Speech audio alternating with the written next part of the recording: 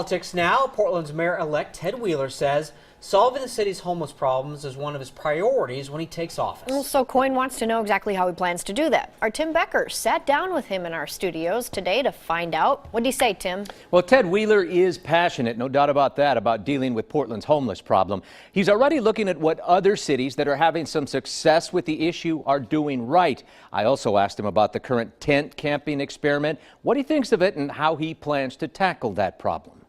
What my eyes are telling me and what I'm hearing from people who are living on the street is that the tent camping policy isn't working.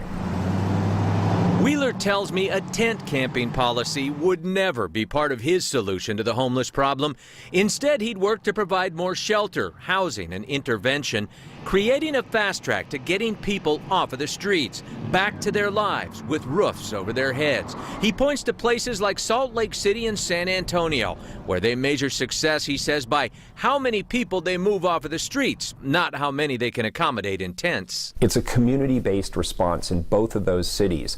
It's the private sector, it's the government sector, it's the philanthropic sector, it's nonprofit organizations all working together on the same strategy, collectively holding each other accountable for moving people off of the streets. That's what we've got to do here.